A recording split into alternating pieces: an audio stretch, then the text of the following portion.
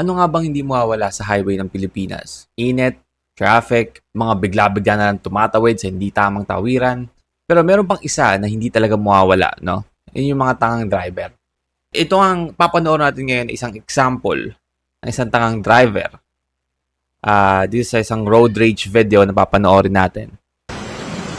So, makikita nyo dito, itong pulang tuk-tuk na to. Ito yung, ano natin ngayon, bida natin sa video na to.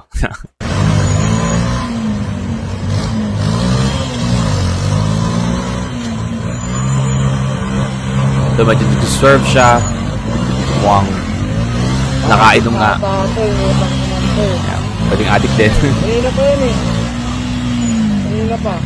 Alright, so dito sa pagkakataon nito, no, may kita nyo na medyo parang nagkainta sila nito. Itong motorista na to. Itong driver ng tuk-tuk.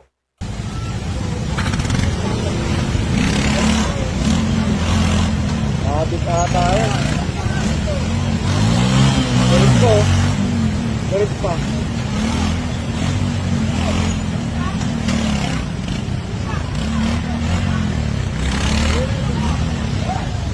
You even have the plate number, no?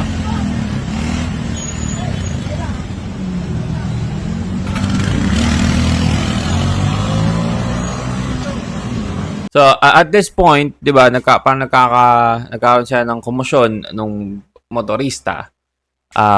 Of course, it's a waste of time, no? It's a waste of time na may pag-argue sa mga ganito klase ng tao, lalo na kung mukha namang nakainom yung sa the way na mag-drive to, mukha siyang nakainom. So, it's a waste of time to argue with this type of people.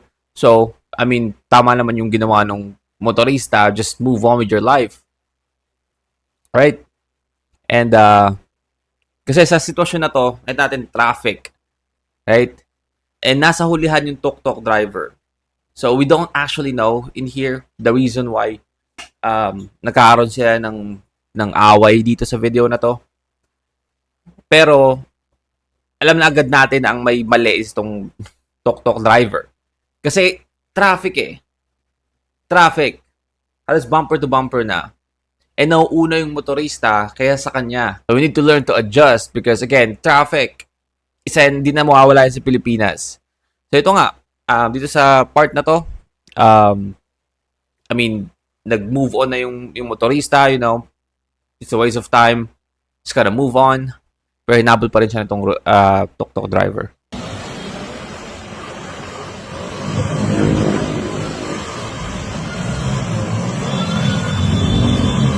Ayun nyo. Kaysa lumi ko, hinahabol talaga.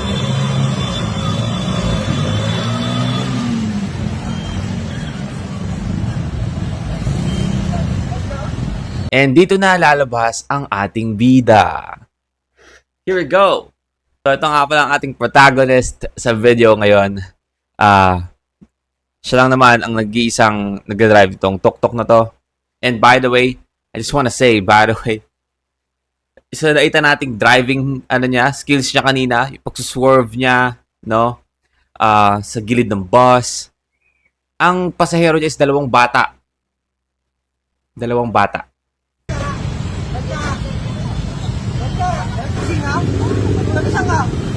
Yan, makikita nyo.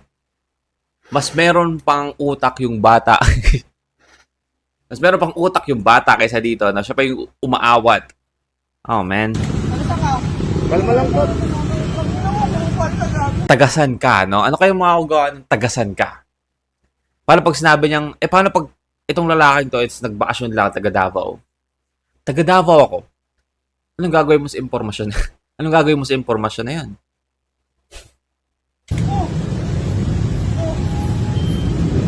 At ito na. Ito na ang pinakamalupit na, nito, na armas. Ito ang ating bida. So, ito niya naman sa option, sabi niya, kinuha ang banner ng Tao Gama. So, gagawin niya, kuha niyo yung banner, papakita niya na parang, hey, Tao Gama ako. Alam niyo yung parang bata ng angas-angas magsumbong sa kuya, you know? Kasi yung mga malaking bata sa likod nila, kaya ang angas niya. Ganun eh. Ganun yung ginagawa niya dito sa banner ng Tao Gama, na para sabihin na, huwag mo akong inaano, para din tong no? Yung, di ba kalala? anak ako ng mayor. Parang gano'n sa mga movie. No, ganun yung ginagawa niya dito sa banner ng Tao Gama. Pinantatapal niya, pinantatakot niya na parang huwag mo subukan pumalag. Ha? Member ako ng Tao Gama. By the way, hindi ko lang alam kung ganito talaga to. Nasa impluensya lang siya ng alak o maluwag talaga yung tornilyo. Pero Tao Gama is a fraternity. Diba? Usually, fraternities focus more on like community service, like, helping each other sa brotherhood nila. Ganon. Doon usually nag-focus ang fraternity, hindi siya sa ganto. Maybe nalilito siya sa diferensya ng fraternity and gang. Pag titingnan natin to, yung sakay niya, tapos parang siya yung mas utak bata. Di ba? Kasi ganoon tayo pag mga bata, di ba? Pag nag-aangas tayo, sakay ka sa gang na yan, parang ang angas mo. Di ba? But Tao Gama is a fraternity and napakaraming member ng Tao Gama na sobrang nagbibigay sa community and tumutulong sa bansa natin. Marami tayong nagtatrabaho sa gobyerno na Tao Gama, na Tao Gama. Meron tayong mga celebrities sa Tao Gama, right? Na they actually doing their job, to serve and contribute sa community natin, no?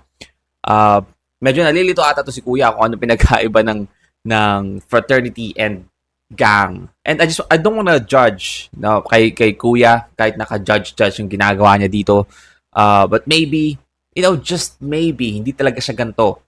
Pag wala siyang impluwensya ng alak, sana ganito lang siya kasi may impluwensya ng alak, no? Na nagiging ganito yung ugali niya, nagiging maluwag yung tornilyo niya sa ulo. Kasi kung hindi, yung ganito talaga siya, ganito ba ang mga member ng Tao Gama?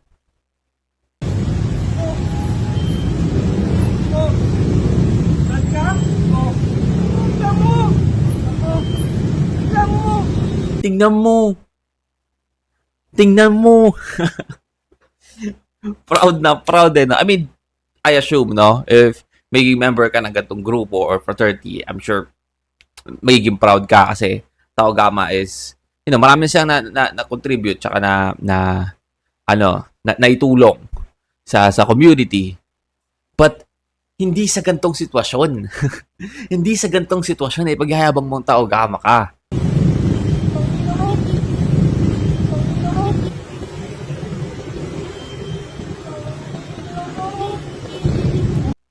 Hindi pa nga nababasa ng lalaki kasi baliktad yung pagkakaangat niya. Tiyanggal mo na. Paano matatakot sa'yo yan? Natao Gama ka. Hindi pa yan nababasa eh. Ano ka ba?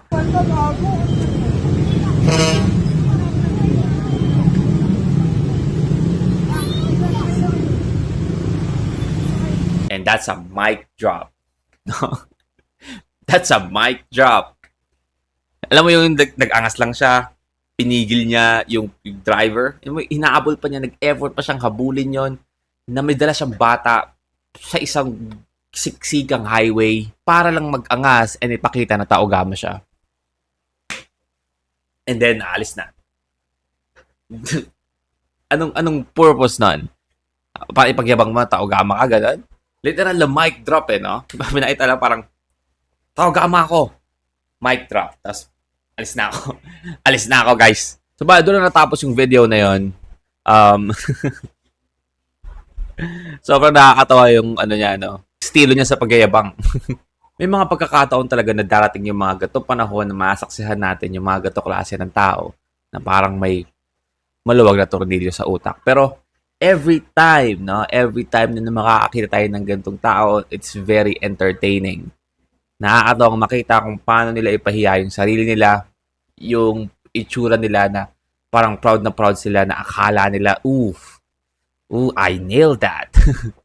Natakot sila sa akin, di ba? Hindi nila alam, sobrang cringy yung ginagawa nila sa mata ng ibang tao na nakakakita. But yeah, I just wanna share that, no? Kasi sobrang kopal leto driver na to. Yeah.